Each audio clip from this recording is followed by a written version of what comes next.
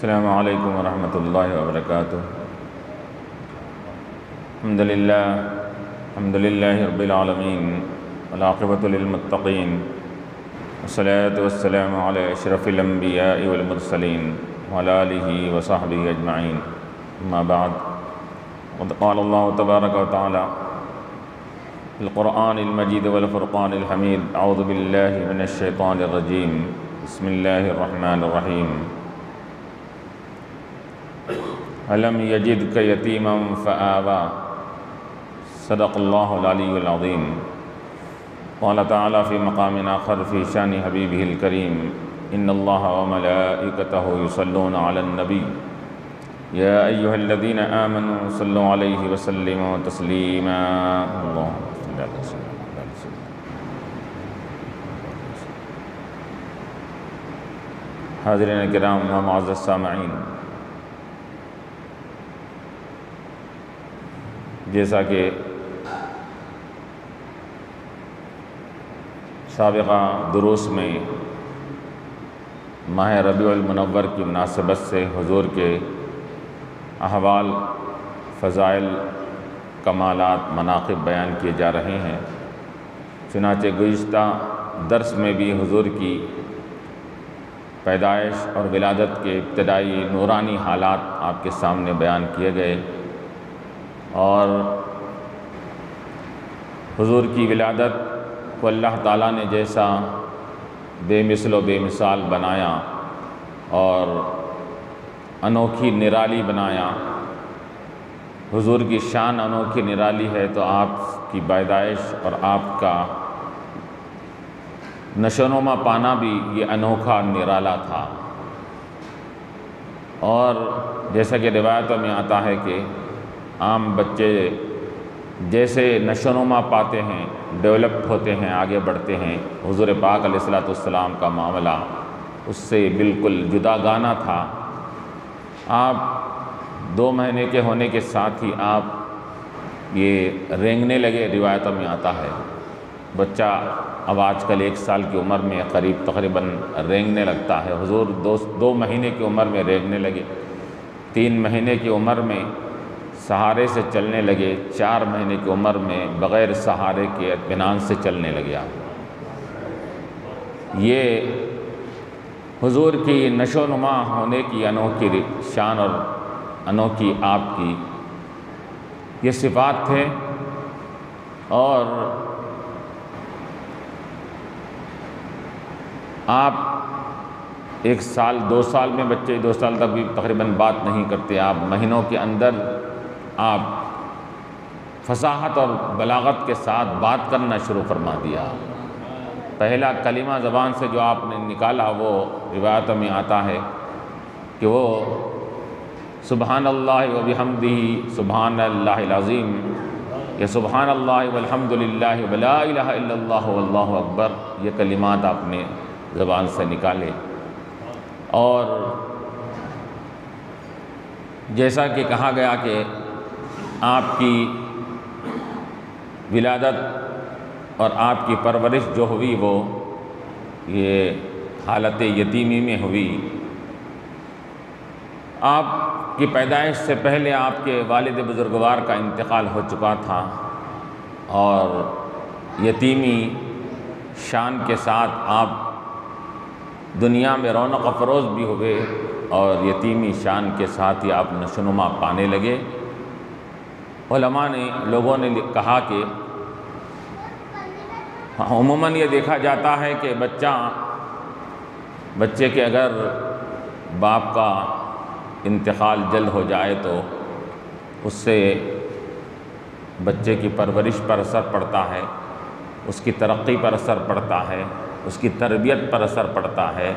اس کی پڑھائی پر اثر پڑتا ہے۔ باپ اگر نہ ہو تو عموماً یہ دیکھا جاتا ہے کہ اگر باپ نہ ہو تو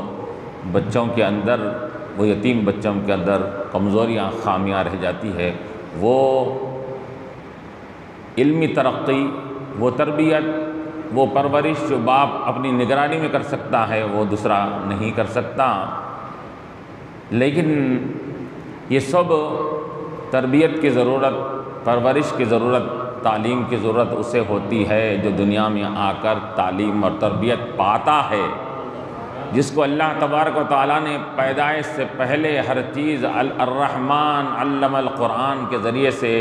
سکھا کر دنیا میں بھیجا،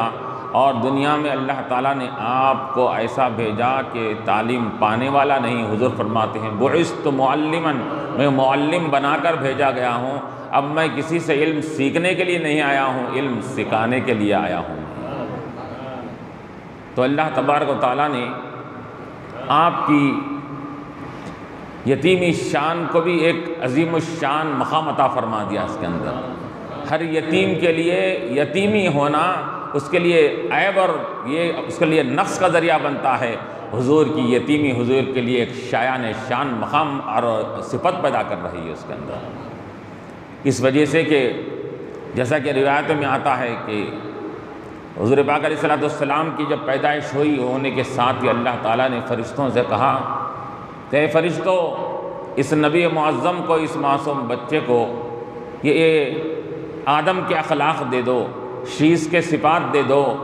ابراہیم کی خلت دے دو، موسیٰ کی شدت دے دو، عیسیٰ کا زہد دے دو، یحییٰ کا ورع اور تقویٰ دے دو، اور اسی کے ساتھ ساتھ ایوب کا صبر دو۔ یہ تمام انبیاء کے مختلف جو صفتیں ہیں جو ان کو علیحدہ دیے گئے تھے، وہ تمام صفتوں کو اس نبی معظم میں جمع کر دو، تو تمام صفتیں جو علیحدہ تھی وہ تمام صفتیں حضور پاک علیہ السلام کے اندر جمع ہو گئی۔ حسن یوسف، دم عیسیٰ، ید بیضا داری، آنچ خوبہ ہما دارن تو تنہا داری، وہ سب اوصاف کے ساتھ الگ الگ جگمگا رہے ہیں، لیکن وہ تمام اوصاف ایک ذات میں جمع ہو جاتے ہیں، تو اس ذات مقدس کو امام الانبیاء محمد صلی اللہ علیہ وسلم کہا جاتا ہے۔ گویا کہ اس کی مثال علماء نے دیا، گلدستے کے اندر اگر پھولوں کو الگ الگ کر دیا جائے تو ایک ایک پھول بن جاتا ہے، وہ پھولوں کو ایک جگہ جمع کر دیا جائے تو گلدستہ بن جاتا ہے۔ حضور پاک علیہ السلام کی ذات بابرکت یہ ایک انبیاء کے لیے گلدستے کی طرح تھی، اس کے اندر سب انبیاء کی صفتیں اگر دیکھنا ہے تو اس گلدستے کے اندر آ کر دیکھ لو، سب صفتیں یہاں پر آپ کو ملیں گی اس کے اندر۔ اور پھر یہ صفتیں جو ان کو دی گئی تھی بظاہر، لیکن حقیقت میں دیکھا جائے تو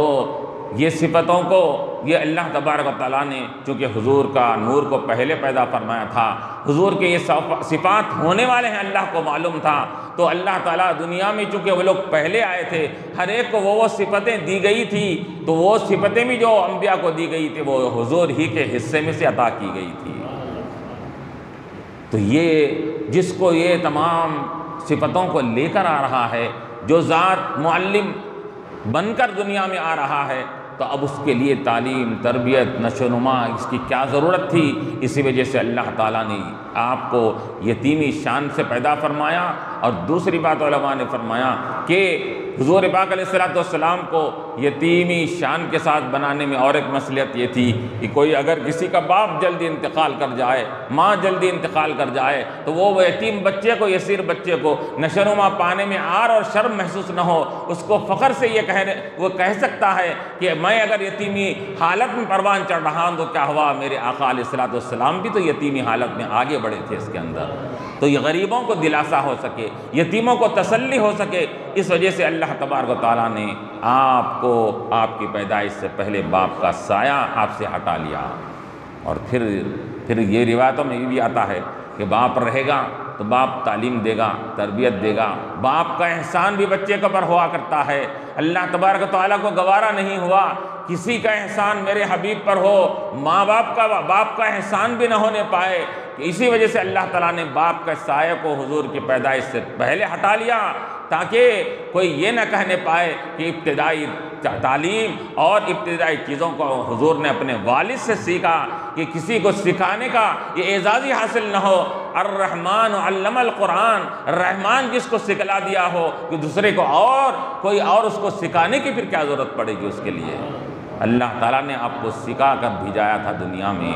تو اور پھر یہ بھی علماء نے لکھا کہ یتیم شان کے ساتھ جو آپ کو دنیا میں بھیجا گیا، تو اس کی وجہ یہ بھی اس کے اندر ہے، اگر آپ کے والد بزرگوار اگر اب بقید حیات رہتے، اس کے بعد پھر آپ کو بھائیاں بھی ہوتے، بھائی اگر ہوتا اس کے بعد بھائی ہونے کے بعد بھائی اپنی مثلیت کا دعویٰ کرتا، کیونکہ بھائی بھائی آپس میں برابر ہوتے ہیں، مثلیت اور مشابہت کا دعویٰ کرتا۔ اللہ تعالیٰ کو گوارا نہیں تھا کوئی مثلیت کا میرے حبیب کے مقابلے میں دعویٰ کرے اس کے اندر۔ اور دوسری بات یہ بھی تھی کہ جزئی فضیلت جو دوسرے انبیاء کو ملی ہے، وہ بھی نبی، ان کے بھائی بھی نبی، یہ جزئی فضیلت دوسرے انبیاء کو ملی تھی۔ تو کل ایسا نہ ہونے پائے اگر آپ کے بھائی ہوتے، اگر وہ نبی بنتے تو پھر حضور کے نبی آخر الزمان خاتم الانبیاء آپ کا ہونا پھر یہ غلط ہو جاتا ہے اس کے اندر۔ یہ خاتم الانبیاء آپ کو نہیں کہا جا سکتا۔ اگر نبی وہ بھائی ہوتا تو آپ خاتم الانبیاء نہیں ہوتے، حالانکہ آپ خاتم الانبیاء ہے۔ اور جب آپ خاتم الانبیاء ہے اور وہ بھائی ہونے کے بعد اگر نبی نہ ہوتا تو ایک جزئی فضیلت سے محروم ہو جاتے کہ وہ انبیاء جن کے نبی کیا ہے، جن کے نبی کو بھی اللہ نے رسالت سے سرفراز فرمایا تھا، ان کے نبی کے بھائی کو بھی رسالت سے سرفراز فرمایا تھا، وہ کوئی آر بھی دلا سکتے تھے کہ ہمارے نبی وہ ہیں کہ جو وہ بھی نبی رہے، ان کے بھائی بھی نبی رہے، تمہارے نبی وہ ہیں کہ ان کو تو نبوت ملی لیکن ان کے بھائیوں کو نبوت نہیں ملی۔ جیسے مثال کے طور پر موسیٰ علیہ السلام کے امتی کہتے کہ موسیٰ علیہ السلام بھی نبی ہے، ان کے بھائی ہارون بھی نبی ہے۔ اسماعیل علیہ السلام کے ماننے والے کہتے اسماعیل بھی نبی ہے، اسحاق بھی نبی ہے۔ تو اللہ تعالیٰ نے یہ جزئی فضیلت، معمولی چیز، یہ چیز جزئی فضیلت میں بھی کوئی عار نہ دلائے ہمارے حبیب کو، اللہ تعالیٰ نے یہ سب تمام انتظامات کو، یہ تمام چیزوں کو، راستوں کو بند فرما دیا۔ اور پھر اس وجہ سے علماء نے فرمایا حضور کی اولاد بھی یہ بڑے ہونے تک بقید حیات نہیں رہی، بچپن میں انتقال کر گئے۔ 3 لڑکے تھے لیکن تینوں لڑکے بچپن میں آپ کے انتقال فرما گئے۔ وجہ اس کی یہی ہے کہ اولاد اگر بڑی ہوتی، بڑی ہونے کے بعد اگر نبوت اگر ان کو دی جاتی تو حضور کا خاتم الانبیاء ہونا پھر یہ غلط ہو جاتا۔ اگر نبوت نہ ملتی تو پھر یہ ہوتا کہ نبی کے بیٹے جو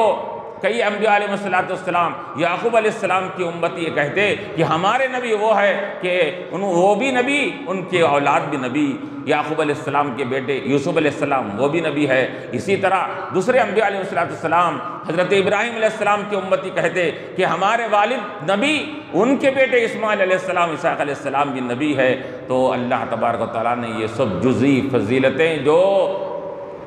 دوسروں کو حاصل ہے وہ اس میں کوئی عار اور شرم نہ دلائے، اسے اللہ تعالیٰ نے نہ باپ کا سایہ آپ کے اوپر رکھا، نہ اولاد کو آپ کے بلوغ تک پہنچایا، اس سے پہلے دنیا سے اللہ تعالیٰ نے بلا لیا اس کے اندر، تاکہ یہ فضیلتیں کے اندر بھی، جزئی فضیلتوں میں بھی حضور یہ ممتاز رہیں، جزئی فضیلت بھی چھوٹنے نہ پائے، معمولی سی فضیلت چھوٹنے نہ پائے۔ اللہ تعالیٰ کو یہ گوارا نہ ہوا کہ چھوٹی سی فضیلت بھی کسی دوسرے کے حصے میں آ جائے۔ تو اسی وجہ سے یہ وجوہات کے بنیاد پر اللہ تعالیٰ نے آپ کو یتیمی شان کے ساتھ دنیا میں آپ کی پرورش کی گئی۔ پھر اس کے بعد جیسا کہ کہا گیا کہ آپ کو بی بی آمنہ نے پہلے آپ کو کیا ہے دودھ پلایا، حقیقی ماں ہیں۔ اس کے بعد پھر روایتوں میں آتا ہے کہ تقریباً 4-5 خاتون تھی جن کے حصے میں حضور کی رضائی ماں ہونے کا شرف حاصل ہوا، 4-5 مائیں ہیں۔ اس کے بعد حضرت بی بی آمنہ کے بعد حضرت سویبہ جو ابو لہب کی باندی تھی، وہ ابو سویبہ نے حضور کو دودھ پلایا اس کے بعد پھر حضرت عاتقہ کا نام آتا ہے، حضرت خولہ کا نام آتا ہے، اسی طرح ایمن وغیرہ اس قسم کے ایمن رضی اللہ تعالیٰ عنہ، یہ 4-5 قسم کی خاتون تھی جنہوں نے حضور پاک علیہ السلام کو یہ دودھ پلایا اور رضائی ماں کہلائی۔ علماء نے فرمایا کہ جن جن لوگوں نے حضور پاک علیہ السلام کو یہ رضاعت اور دودھ پلانے کا شرف حاصل کیا، اللہ تبارک و تعالیٰ نے ان سب ماؤں کو ایمان سے مشرف فرما دیا، کسی کو بھی ایمان سے محروم نہیں رکھا، ہر ایک کو ایمان سے سرفراز فرما دیا۔ یہی نہیں بلکہ وہ بھی ایمان والی ہو گئی، ان کے ایمان کو دیکھ کر ان کے شوہر بھی ایمان لا لیے، ان کے ہر خاندان والے ایمان لا لیے اس کے اندر۔ کیوں؟ اس وجہ سے کہ جس حضور پاک علیہ السلام کا معاملہ وہ ہے کہ اگر کپڑے کو اگر حضور ہاتھ لگا لے تو وہ کپڑا جہنم کی وہ دنیا کی آگ کو چھو نہیں سکتا۔ دنیا کی آگ میں حضور اگر کپڑے کو ہاتھ لگا لے تو وہ آگ کو کپڑا چھو نہیں سکتا، آگ جلا نہیں سکتی۔ جیسا کہ روایت میں آتا ہے حضرت انس کے بعد دسترخوان تھا، حضور اس کے ہاتھ پہنچے، اب اس کے بعد کیا ہوا، حضور کا ہاتھ لگ جانا تھا تو آپ فرماتی ہیں کہ میں جب بھی صاف کرنا ہوتا اس کو آگ میں ڈال دیتا، صاف و شفاف ہو کر باہر نکل جاتا اس کے اندر۔ تو وجہ کیا تھی؟ چونکہ حضور کا دست مبارک اس کپڑے کو لگا تھا، اس وجہ سے وہ اس کپڑے کو دنیا کی آگ جلا نہیں سکتی۔ جو دنیا کی آگ جس کپڑے کو حضور اپنے دست مبارک لگا دے وہ دنیا کی آگ اس کو نہیں چھو سکتی۔ تو جس ذوات مقدسہ کے چھاتیوں سے حضور کا لبہائے مبارک لگا ہو تو ایسے چھاتیوں کو جہنم کی آگ کیسے لگا سکتی ہے، جہنم کی آگ کیسے جلا سکتی ہے؟ اللہ تعالیٰ نے ان سب کے قسمتوں میں مقدروں میں ایمان کو رکھ دیا، سب مشربہ ایمان ہو گئی اس وجہ سے۔ تو پوری دایاں ہیں، حضور کو دودھ پلایا تھا، سب ایمان سے مشرف ہو گئی۔ چنانچہ گزشتہ واقعے میں آپ کے سامنے بیان کیا گیا، بی بی حلیمہ رضی اللہ تعالیٰ عنہ نے آپ کو اپنے ساتھ جب اپنے گھر لے گیا تھا، تقریباً 4 سال کی مدت تک بی بی حلیمہ رضی اللہ تعالیٰ عنہ اپنے پاس رکھی حضور علیہ السلام کو۔ 2 سال کی مدت تک پہلے پرورش کرنے کے بعد جب دوبارہ واپس یہاں پر لایا گیا تو آپ نے دیکھا کہ مکے کی آب و ہوا یہاں پر خراب ہے، بیماریاں چل رہے ہیں، تو بی بی آمنہ سے فرمایا کہ اے اماں جان کہ میں مناسب سمجھتی ہوں کہ بچے کو یہ ماحول میں نہ رکھا جائے، کچھ اور دنوں کے لیے مجھے یہ بچے کو میرے ساتھ رہنے کی آپ اجازت دیجئے۔ تو یہ بی بی آمنہ کو اتنی انست و محبت ہو گئی تھی حضور سے، تو انہوں نے کیا ہے ایک بہانہ ڈھونڈا کہ دیکھا کہ یہاں کا ماحول، یہاں کی بیماریاں چل رہی ہے، تو انہوں نے کہا کہ بیماریوں کو یہ ذریعہ بنایا جائے، اور اس کو کیا ہے حوالہ بنا کر انہوں نے درخواست کیا، تو بی بی آمنہ نے اس کو قبول کیا، پھر دوبارہ آپ لے کر چلے گئی۔ اس طرح 4 سال تک بی بی حلیمہ رضی اللہ عنہا نے اپنے پاس حضور پاک علیہ السلام کو اپنے گھر میں رکھا، اور حضور کی یہ نگرانی اور پرورش حضور کی بظاہر کر رہی ہے، پرورش حضور کی نہیں کر رہے ہیں، بلکہ روایتوں میں آتا ہے کہ حضور گھر میں جانے سے پہلے، وہ پرورش کے اسباب مہیا کرنے سے پہلے اللہ تعالیٰ ان کے گھر میں تمام اسباب کو مہیا فرما دیتا ہے، گھر میں برکتیں آ جاتی ہیں، اونٹنیوں کے تھنوں میں دودھ آ گیا، بکریوں کے تھنوں میں دودھ آ گیا، گھر میں رزق میں خیر و برکت ہو گئی، قحط سالی اس مقام کی ختم ہو گئی۔ تو معلوم یہ ہوا کہ لوگ یہ سمجھ رہے تھے بی بی حلیمہ نے حضور علیہ السلام کو پالا، لیکن حقیقت میں دیکھا جائے تو حضور علیہ السلام نے بی بی حلیمہ کو پالا تھا، بی بی حلیمہ کی کفالت فرمائی تھی۔ کیوں؟ کیونکہ آپ کے جانے کی وجہ سے ان کے گھر میں برکتیں ہی برکتیں آ گئی تھی اس کے اندر۔ چنانچہ روایتوں میں آتا ہے جب اب آپ معصوم تھے، ابھی 1-2 سال کے بچے تھے، تو روایتوں میں جیسے آتا ہے آپ کی جسم مبارک سے خوشبو مہکتی تھی، آپ کے نور اور روشنی ایسی تھی کہ اطراف و اکناف میں اس کی روشنی یہ منور ہو جاتے تھے، اطراف و اکناف کے یہ تمام خطے اور حصے اس کے اندر۔ اور روایتوں میں آتا لوگ دیکھنے کے لیے جوق در جوق بی بی حلیمہ کے گھر میں آتے، اے حلیمہ یہ عجیب و غریب تم نے بچے کو لے آیا ہے اس کے اندر جس کے جسم سے خوشبوئیں ایسا مہکنے لگتی ہے، کستوری کی بو کی طرح اس کے جسم سے خوشبو مہکتی ہے، مشک و عنبر کی طرح یہ خوشبو مہکنے لگتی ہے، اور روشنی اس کی ایسی روشنی معلوم ہو رہی ہے کہ جس کے سامنے چاند اور سورج بھی پھیکے معلوم ہو رہے ہیں۔ ان کے گھر پہ آنے کے بعد وہ کیا کرتے، اگر کوئی بیمار پڑ جاتا، حضور پاک علیہ السلام ابھی 1-2 سال کے بھی نہیں ہیں، وہ ننھے آپ کے دست مبارک کو معصوم سے ہاتھوں کا لے کر وہ بیمار کے جسم کے اوپر ایسا پھیرتے، وہ جیسا ہی پھیرتے تو بیماروں کو شفا یابی حاصل ہو جاتی، بیماری سے ان کو تندرستی حاصل ہو جاتی۔ لوگوں نے تجربہ کئی مرتبہ کر کے دیکھا، اور بعد میں یہ بی بی حلیمہ کے گھر میں تانتا بن گیا، ہر کوئی بیمار ہوتا تو یہ بی بی حلیمہ کے گھر میں آتا اور حضور پاک علیہ السلام کے دست مبارک سے ہاتھ پھیرا جاتا تو اس کو بیماری سے شفا یابی ہو جاتی۔ یہ اس طرح کا معاملے ہوتے گئے۔ پھر اس کے بعد یہ روایتوں میں آتا ہے کہ بی بی حلیمہ رضی اللہ تعالیٰ عنہ کے شوہر کا نام حارث تھا،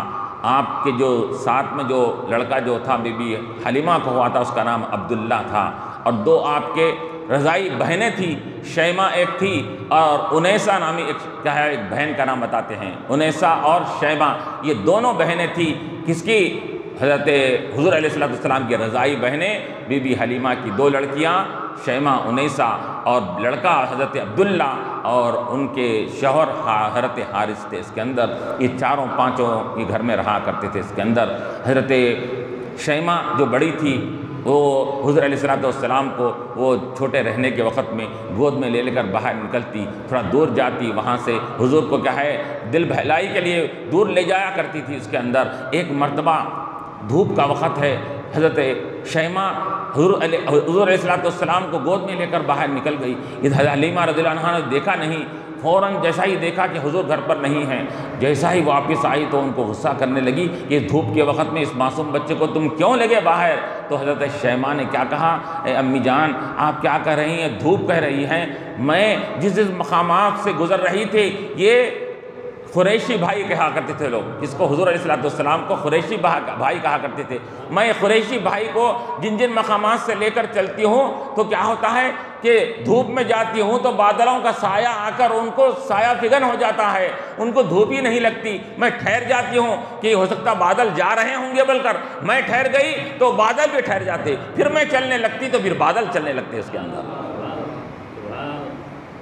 تو یہ حضور پاک علیہ السلام کے ساتھ ایسے معاملات, انوکھے معاملات ہونے لگتے اس کے اندر. پھر یہ بعض روایتوں میں ایسا آتا ہے کہ وہاں پر سوق عکاظہ بول کر ایک بازار ہوتا تھا, جیسا کہ آج کل بھی ایگزیبیشن لگتی ہے وہ زمانے میں, اس زمانے میں ایک کیا ہے یہ نمائش لگتی تھی اور بازار لگتا تھا. اس کے اندر مختلف قسم کے لوگوں کی وہاں پر خرید و فروخت بھی ہوتی تھی, کرتب بازی ہوتی تھی, کاہن آتے تھے, نجومی آتے تھے, پادریاں آتے تھے, مختلف قسم کے لوگ وہاں پر آتے تھے. تو ایک مرتبہ حضرت حلیمہ رضی اللہ تعالیٰ عنہا نے وہ سوق عکاظہ میں حضرت حضور علیہ السلام کو لے کر وہاں پر جاتی ہے دل بہلائی کے لیے. چلو وہاں پر جائیں گے, بچے کو تھوڑا دل بہلانے کے لیے وہاں جب جاتے ہیں تو کیا دیکھتے ہیں وہاں پر جیسا ہی حضور پاک علیہ السلام کے اوپر ایک کاہن کی نظر پڑتی ہے, نجومی کی نظر پڑتی ہے. وہ دیکھتا ہے کہ آنکھوں کے اندر وہ سرخ ڈورے چمک رہے ہیں, جگمگا رہے ہیں. وہ فوراً قریب آتا ہے, وہ کاہن آ کر کہتا ہے کہ اے ماما بتا یہ کون بچہ ہے یہ. پھر آ کر کہتا ہے کہ اس کا کپڑا ہٹاؤ. پھر پشت مبارک سے کپڑا ہٹا کر مہر نبوت کو دیکھتا ہے. وہ مہر نبوت کو دیکھ کر چلانے لگتا ہے کاہن, ارے لوگو, اے قریش کے لوگو, تمہاری موت ہو گئی, تمہارا دین برباد ہو گیا. یہ بچہ آگے چل کر تم کو تمہارے بتوں سے روکنے والا ہے, تمہاری حکومتوں کو چھیننے والا ہے. اس بچے کو قتل کرو. مدہوشی کے عالم میں وہ گھومنے لگا. بی بی حلیمہ رضی اللہ عنہا جیسا ہی دیکھی فوراً کیا ہے وہاں سے بچے کو لے کر حضور کو لے کر اپنے گھر کو آگے وہاں پر. اب وہ دوڑتا رہا. جب ہوش میں آیا تو لوگوں نے کہا کس بچے کے بارے میں کہہ رہے ہو؟ تو کہا کہ ابھی یہ بچہ تھا نا. تو لوگوں نے دیکھا کہاں ہے, یہاں پر بچہ نہیں ہے اس کے اندر. تو یہ واقعات ہونے لگے. حضور کو دیکھ کر کاہن, نجومی سب پہچان لیتے اس کے اندر. ایک یہودی نے دیکھا, ایک مرتبہ یہودی نے بازار رستے سے جا رہے ہیں, یہودی نے دیکھا, دیکھ کر کہا کہ اے اماں بتاؤ یہ بچہ کس کا ہے, اس کا باپ موجود ہے یا نہیں ہے اس کے اندر. تو بی بی حلیمہ نے یہ اس کے تیور کو پہچان لیا کہ یہ کہنا چاہ رہا ہے کہ نبی آخر الزماں ہونے والے ہیں, تو جب پیدا ہوں گے تو وہ شان یتیمی کے ساتھ پیدا ہوں گے اس کے اندر, اور شان یتیمی کے ساتھ پیدا ہوں گے تو یہودی وغیرہ تو دشمن ہے اس کے اندر, کہیں نقصان نہ پہنچائے. تو اس نے کہا کہ نہیں یہ بچہ یتیم نہیں ہے, ان کا باپ یہ حارث ہے, میرے ساتھ موجود ہے. اس نے کہا. تو اس یہودی نے کہا اگر یہ بچہ یتیم ہوتا تو یہ کل کا حکمران بنتا, سلطنت پر قائم ہوتا یہ بچہ. تو پھر اس طرح کا معاملہ ہوا. اور پھر ایک مرتبہ تو ایسا ہوا, حضور 3-3.5 برس کی عمر میں ہیں, 4 سال کے قریب میں ہیں, تو مختلف واقعات ہوتے, مختلف چیزیں پیدا ہوتی وہاں پر. ہر کوئی جو دیکھتا تو حضور علیہ السلام کو کاہن, نجومی اور پادریاں اپنے کتابوں میں جو پڑھتے تھے دیکھ کر پہچان لیتے, بھانپ لیتے. ایک مرتبہ تو ایسا ہوا کہ حضرت عبداللہ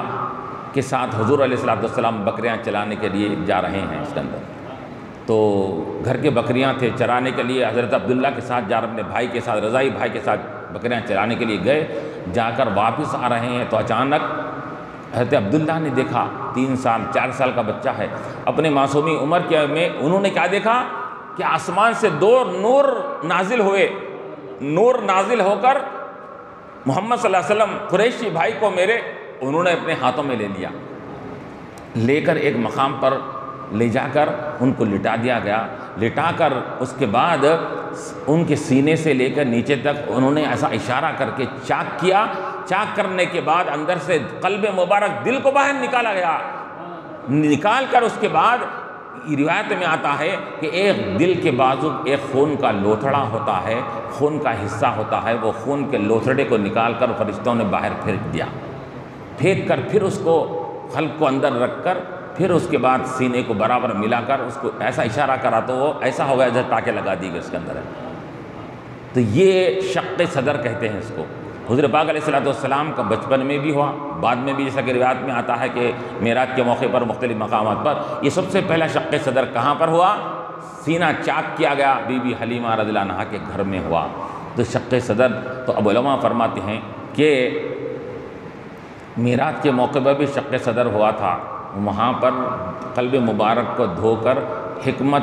اور تمام علم و حکمت سے وہاں لبریز اس کو بھر دیا گیا تھا وہاں پر۔ یہاں پر کیا ہوا کہ یہ قلب کے پاس ایک خون کا لوتھڑا ہوتا ہے، اس کو نکالا گیا۔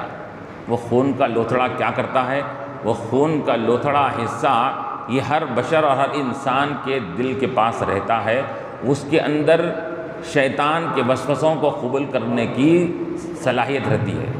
شیطان کو قبول کرنے کی صلاحیت اگر رہتی ہے تو وہ لوتھڑے کے اندر رہتی ہے، اس کی وجہ سے وہ شیطان کے وسوسوں کو انسان قبول کر لیتا ہے۔ الذی یوسوس فی صدور الناس، وہ شیطان جو لوگوں کے دلوں میں وسوسے ڈالتا ہے، تو وسوسے ڈالنے کے بعد وہ دل کا وہ خون کا لوتھڑا اس کو قبول کر لیتا ہے۔ تو اللہ تبارک تعالیٰ کو گوارا نہیں ہوا کہ وسوسے کے آنے کا کوئی شک و شبہ ہی باقی نہ رہے، خون کے لوتھڑے کو نکال دیا گیا۔ اور خون کے لوتھڑے کو نکال دے تو جب وسوسے کو قبول کرنے کا شیطان کے وہ مقام ہی نہیں رہا، تو پھر اب شیطان وسوسہ ڈال بھی نہیں سکتا، ڈالا تو قبول بھی نہیں کیا جا سکتا۔ اس وجہ سے حضور نے کیا فرمایا کہ ہر انسان کے ساتھ ایک شیطان ایک فرشتہ ہوتا ہے۔ تو صحابہ نے کہا یا رسول اللہ آپ کے ساتھ بھی ایسا ہوا؟ تو حضور نے فرمایا میرے ساتھ بھی ایسا ہی ہوا، لیکن میرا شیطان میرے ہاتھ پر مسلمان ہو گیا کہ اب وہ، کیونکہ یہ اس کی باتوں کو سننے کے اندر جو چیز میری صلاحیت رہتی ہے وہی ختم کر دی گئی، تو اب وہ مجھے برائی کا حکم نہیں دیتا، میرا شیطان مجھے اچھائی کا حکم دیتا ہے مجھے۔ تو حضور کا شیطان ہمارا شیطان برابر نہیں ہو سکتا، یا شیطان برابر نہیں ہو سکتا۔ ذات کی برابری کی لوگ بات کرتے ہیں اس کے اندر، حضور ہماری طرح تھے۔ ارے ذات کی برابری تو دور کی بات ہے، تمہارا شیطان حضور کے شیطان کے برابر نہیں ہو سک رہا ہے، تو تم ذات کی برابری کی کیا بات کرتے ہو اس کے اندر؟ اب رہا کہ وہ خون کا لوتھڑا پھر رکھا کیوں گیا؟ جب اثرات کو قبول نہ کرنا تھا تو خون کا لوتھڑا نہیں رکھنا تھا، تو علماء فرماتے ہیں کہ بشریت کے مکمل ڈھانچے کے لیے خون کا لوتھڑا ہونا بھی ضروری ہے۔ حضور کو بشر انسان بنا کر بھیجا تو وہ لوتھڑا ہونا ضروری ہے۔ اگر نہ رہتا تو لوگ بولتے اس کے اندر کا عالم کیا ہے، آپ کو مکمل بشر نہیں بنایا گیا، تو مکمل بشر بنا کر بھیجا گیا، اور بشر بنانے کے بعد وہ خون کے لوتھڑے کو بعد میں نکالا گیا تاکہ لوگ یہ کہے بشر تو یہ بن کر آئے ہیں لیکن تمہاری طرح بشر نہیں ہے، یہ ایسے بشر ہے کہ ان کے اندر یہ شیطانی وسوسے کا جو حصہ ہو سکتا تھا وہ حصہ ختم ہو چکا ہے، اور تمہارے اندر وہ بشریت کا وہ حصہ تمہارے اندر باقی ہے، یہ بتانے کے لیے اللہ تعالیٰ نے وہ حصے کو نکال نہیں دیا۔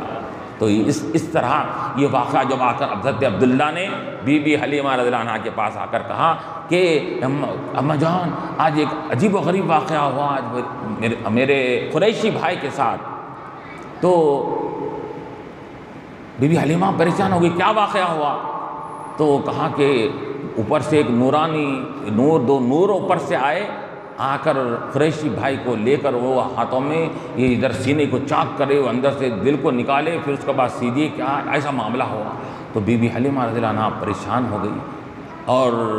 اب اس کے بعد اب بڑی ہی آپ احتیاط کے ساتھ باہر جانے کے وقت میں کرنے کے وقت میں یہ بڑی احتیاط کے ساتھ آپ دامن کو تھامے ہوئے رہتی تھی اس کے اندر، اور ہوتے ہوتے جب 4 سال کے قریب پہنچے تو آپ نے کہا کہ یہ ادھر کاہن دیکھے تو یہ دشمن بنے ہوئے ہیں، نجومی دشمن بنے ہوئے ہیں، اور یہ معاملات، یہ خرق عادت، خلاف عادت، یہ معاملات ہو رہے ہیں اس کے اندر۔ یہ بچہ ہمارے پاس امانت ہے، کہیں ایسا نہ ہو جائے یہ ہوتے ہوتے یہ بچے کے ساتھ ہماری امانت میں خیانت نہ ہو جائے۔ اب چلو یہ اپنے شوہر سے کہتی ہے حارث، یا بچے کو اپنے پاس رکھنا مناسب نہیں ہے، یہ خلاف عادت چیزیں اس بچے کے ساتھ ہو رہی ہیں، کہیں ایسا نہ ہو یہ امانت میں ہمارے ساتھ خیانت نہ ہو جائے، ہم اس کو لے جا کر ہم ان کے والدہ کے حوالے کر دیتے ہیں۔ چنانچہ حضرت حلیمہ اور حضرت حارث وہاں سے نکلتے ہیں، نکل کر 4 سال کی عمر میں ہیں، حضور علیہ الصلوۃ والسلام بی بی آمنہ کے یہاں پر لا کر وہاں پر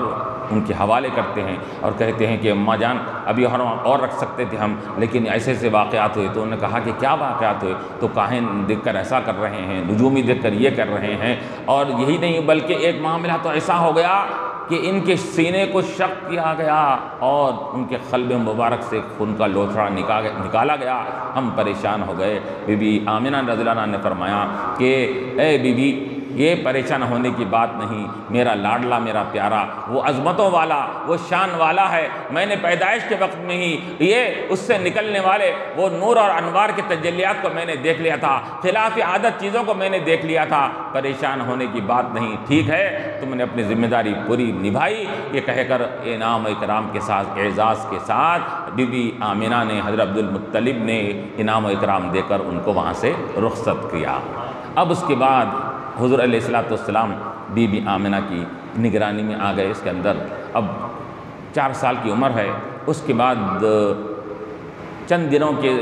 رہنے کے بعد بی بی آمنہ کو خیال آتا ہے کہ بچے کو والد کی خبر کی زیارت کرائیں، کیونکہ حضرت عبداللہ کا انتقال ہو چکا تھا، اور ان کی خبر مبارک کہاں پر تھی؟ مدینہ منورہ کے قریب میں ایک مقام پر تھی خبر۔ تو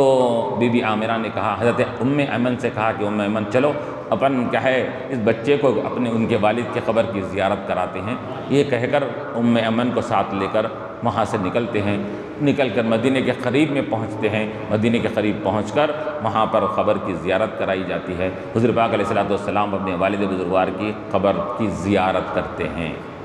اور پھر روایت میں یہ آتا ہے کہ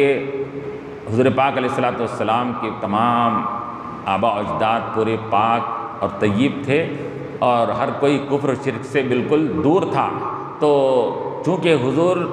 کے والدین نے کریمین حضور کی نبوت کا زمانہ نہیں پائے تھے، تو اس کو ایام فطرت بولتے ہیں۔ ایام فطرت میں جو بھی کوئی بھی انسان اگر پیدا ہو تو انہیں کفر و شرک سے بچا ہوا ہے، اللہ کو ایک مانے تو بس کافی ہے اس کے لیے، نجات کے لیے، کیونکہ اب احکامات نبی کے اس تک نہیں پہنچ رہے ہیں، نبی کے احکامات اب تک نہیں پہنچ رہے ہیں اس کے پاس، تو اب لا محالہ کیا کرنا ہے اس کو، کیونکہ حضور کی عیسیٰ علیہ السلام کی وصال کے بعد آسمانوں پہ اٹھا لیے جانے کے بعد سے تقریباً بعض روایتوں میں 200، بعض میں 300-350 سال کا عرصہ ہو گیا تھا حضور کی نبوت، حضور کی آمد کے بعد۔ یہ 300 سال کے عرصے میں عیسیٰ علیہ السلام کی تعلیمات پورے ختم ہو گئے تھے۔ حضور کی عیسیٰ علیہ السلام کی تعلیمات، ان کی پوری شریعت تمام لوگوں نے بھلا دیا تھا۔ تو اب ایسے حالت میں اگر کوئی پیدا ہو رہا ہے، انتقال کر جا رہا ہے، تو اب اس کے لیے نجات کے لیے کیا ہونا چاہیے؟ تو علماء نے لکھا ایسے حالت میں اگر وہ شرک و کفر سے بچا ہوا رہا اور اللہ کو یہ اتنا سمجھ لے کائنات کو دیکھ کر کہ یہ کائنات کو پیدا کرنے والا کوئی ایسی ذات ہے جو وحدہ لا شریک ہے، بس اتنا ایمان رکھے گا، عقیدہ رکھے گا، تو اس کے لیے کافی ہے نجات کے لیے۔ تو حضور کے والدین بھی اسی ایام فطرت میں تھے، ایام فطرت میں رہنے کی وجہ سے موحد تھے، اللہ کو ایک ماننے والے تھے، ان کے لیے یہ عقیدہ کافی تھا نجات کے لیے۔ لیکن اس کے باوجود بھی حضور علیہ الصلوۃ والسلام کی خواہش تھی کہ میرے والدین کریمین کو بھی ایمان نصیب ہو جائے۔ اللہ تعالیٰ سے دعا فرمائی کہ اے بار الہ کہ مجھے دنیا میں لوگوں کو مشرف اسلام کرنے کے لیے بھیجا ہے، میں چاہتا ہوں کہ اگرچہ کہ میرے والدین معصوم ہیں، یہ گناہ گار نہیں ہیں، موحد رہے ہیں، نجات پانے والے ہیں، لیکن اسلام کے شرف سے مشرف نہیں ہوئے، تو مجھے میری خواہش ہے کہ میرے والدین کو بھی تو یہ دوبارہ زندہ فرما تاکہ وہ مجھ پر ایمان لائیں، پھر ان کو تو دوبارہ پھر ان کو آرام کی نیند سلا دے۔ تو اللہ تعالیٰ نے حضور کی خواہش اور دعا کے اوپر آپ کے والدین کریمین کو خبروں سے اٹھایا، حضور نے ان کو کلمہ پڑھایا، حضور پر ایمان لائے، اللہ کی وحدانیت کا اور حضور کی رسالت کا اقرار کرنے کے بعد پھر دوبارہ آپ کو ان کو موت دے دی گئی، پھر اس کے بعد آپ آرام فرمانے لگے۔ تو یہ اور علماء فرماتے ہیں کہ حضور کے والدین کریمین کو بھی اللہ نے اسلام سے مشرف فرمایا حضور کی دعا کی وجہ سے۔ تو چنانچہ وہ معاملہ ہوا۔ اب اس کے بعد وہاں سے پھر وہ چونکہ ددیالی مقام تھا حضور کا، ددیال کے وہاں پر لوگ رہتے ہیں وہاں پر، تو ددیال کے لوگوں سے ملاقات ہوئی۔ پھر وہاں پر ایک چھوٹا سا تالاب اور کنواں تھا، وہ تالاب کو دیکھ کر حضور علیہ السلام نے فرمایا کہ دیکھو میں تیرنا اسی تالاب سے سیکھا تھا۔ حضور نے فرمایا یہ تالاب، چھوٹا سا جو تالاب ہے، یہ تالاب سے میں نے تیرنا سیکھا تھا۔ میں اپنے کب کریں یعنی 4-5 سال کی عمر کے وقت میں نے تیرنا سیکھ لیا تھا اس کے اندر۔ اور مختلف ددیالی رشتہ داروں سے ملاقات ہوتی ہے، پھر وہاں پر بھی مختلف پادریوں وغیرہ سے ملاقات ہوتی ہے، تو ہر کوئی دیکھ کر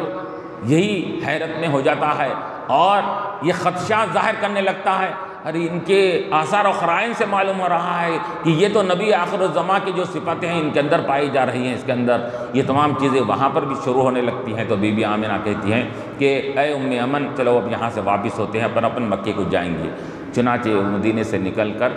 مقام ابوا میں، مکے مدینے کے درمیان میں ایک علاقہ ہے ابوا، اس مقام پر وہاں پہنچتے ہیں تو بی بی آمنہ رضی اللہ عنہا بیمار پڑ جاتی ہے، وہاں پر بیمار پڑ جاتی ہے وہاں پر۔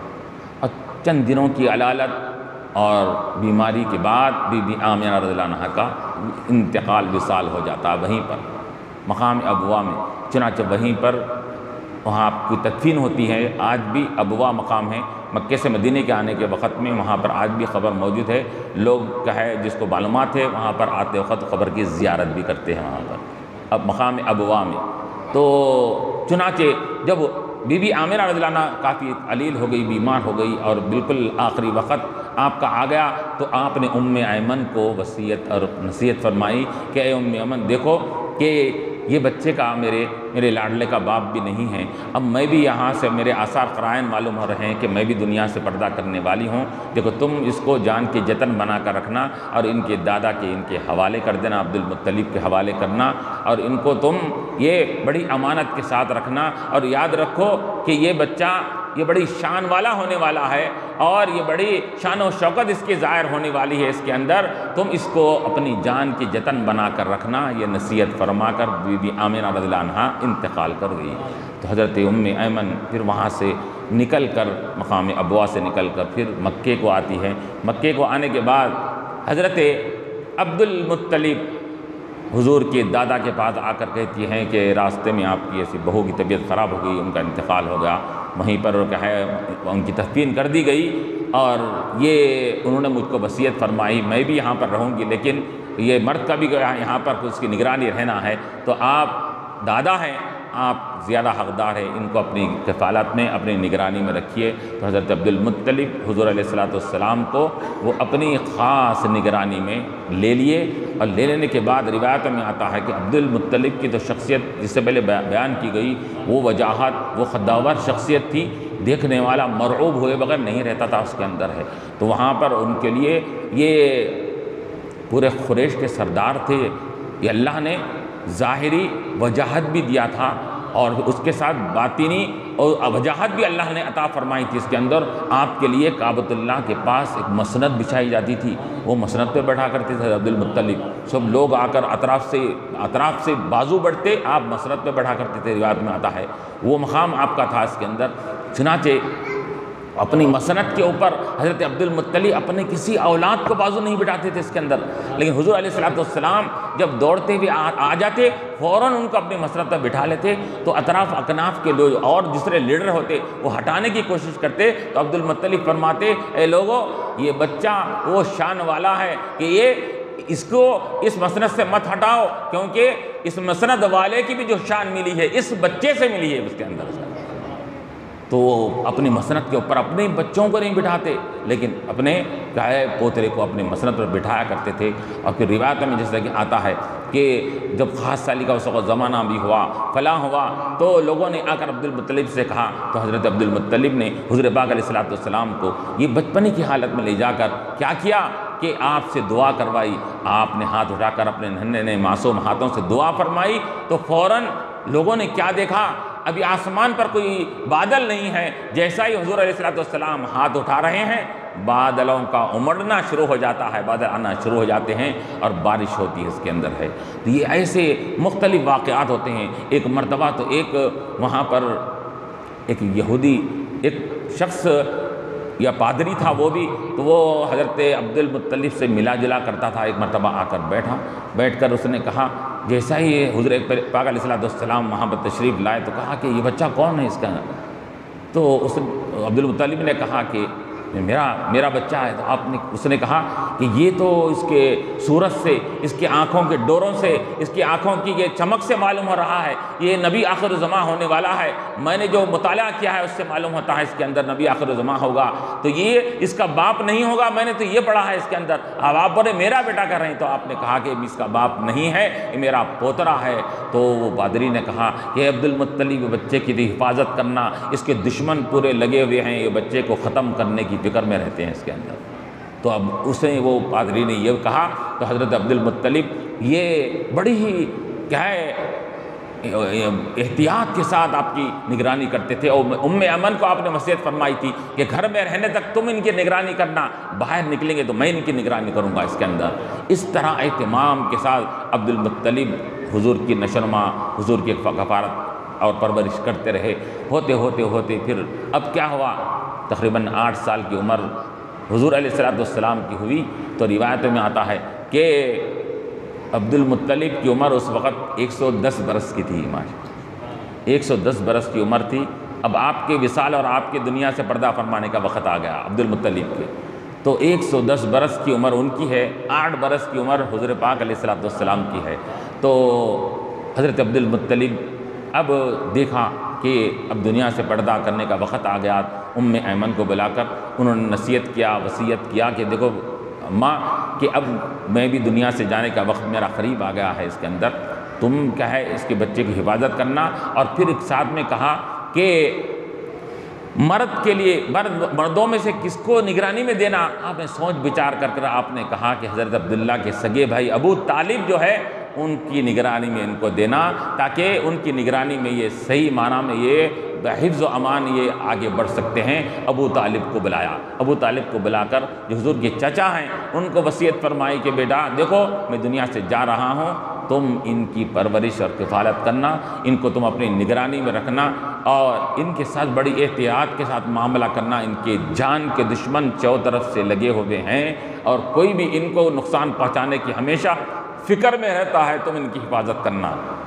ابو طالب نے ان کی نصیحت کو، وصیت کو قبول فرما لیا، اور حضرت عبد المطلب کا 110 برس کی عمر میں انتقال ہو گیا۔ پھر اس کے بعد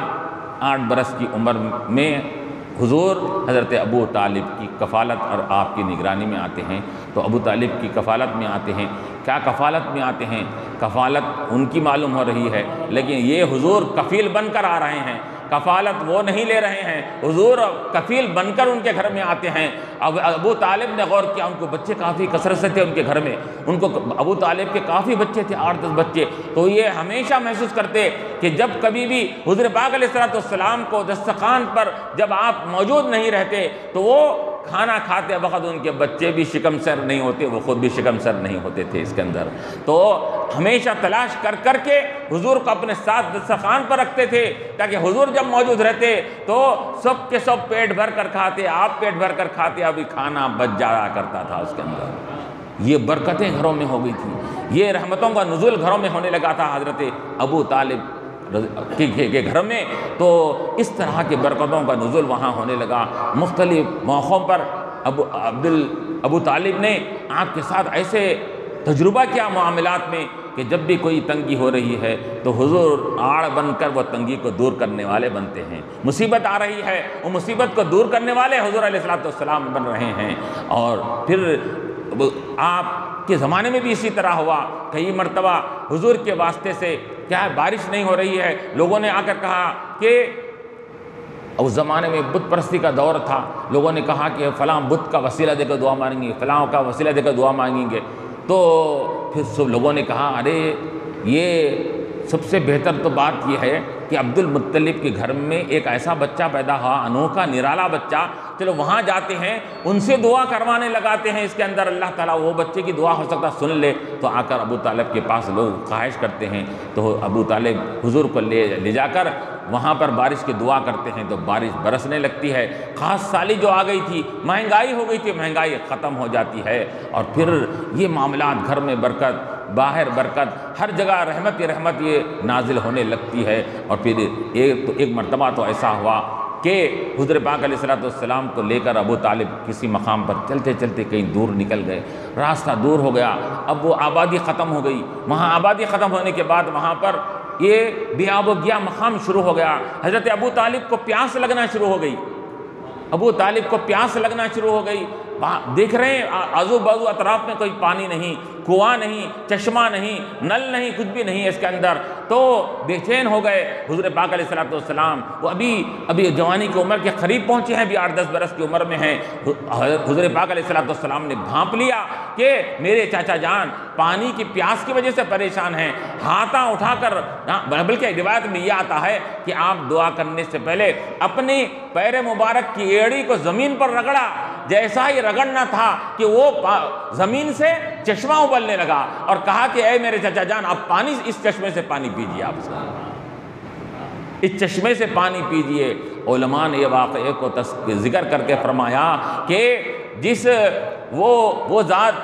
حضرت اسماعیل علیہ السلام کی ذات بابرکت سے جب ان کی ایڑیوں سے چشمہ نکل سکتا ہے، کنواں زمزم کا کنواں نکل سکتا ہے، تو پھر نبی آخر الزماں جو حضرت اسماعیل علیہ السلام کے بھی امام بن کر دنیا میں تشریف لائے ہیں، آپ کی ایڑی سے ایک چشمہ نہیں، ایسے زمزم کے 100 کنویں بھی نکلے تو کوئی تعجب کی بات نہیں ہے اس کے اندر۔ تو وہ پانی نکلا، وہ پانی سے سیراب ہوئے، اور لوگوں نے بھی دیکھ لیا، معجزہ دیکھ لیا حضور کریم علیہ السلام کا۔ اب پھر آہستہ ہوتے ہوتے اب جوانی کی عمر میں آپ قدم رکھتے ہیں، حضور پاک علیہ السلام جوانی کی عمر میں اب آپ قریب پہنچتے ہیں وہاں پر۔ تو اب جوانی ہر ایک کو آتی ہے، لیکن حضور پاک علیہ السلام کو جو جوانی آئی ہے، وہ جوانی کو بھی ناز تھا اپنی جوانی کے اوپر۔ جوانی پر ہر کوئی ناز کرتا ہے، حضور پر آنے والی جوانی ناز کرتی تھی کہ میں حضور کے پاس آئی ہوں اس کے اندر۔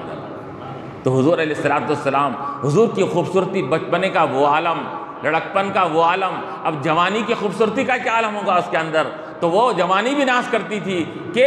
جوانی ہو تو ایسی جوانی ہو اس کے اندر جب حضور کی جوانی کا، اور آپ کے 14-15 سال کے برس کی عمر میں ہوئے تو ابو طالب آپ کو اپنے ساتھ سفر میں لے جاتے تھے، تجارت کے سفر میں،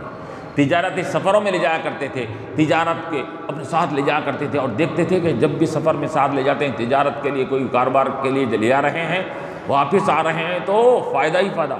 فائدہ، نفع ہی نفع، اس کے اندر اتنا نفع ہوتا تھا حضور کو ساتھ لے جانے کی وجہ سے، برکت ہی برکت ہو جاتی تھی اس کے اندر۔ اور پھر روایت میں کیا آتا ہے کہ ساتھ رکھتے تھے، پھر راستے میں جب جاتے سفروں کے تجارتی مقامات پر وہاں پہنچتے، وہاں پر بھی ایک سے بڑھ کے ایک واقعات وہاں پر ہوتے، جو کوئی دیکھتا حیران ہو جاتا حضور کو دیکھ کر۔ اور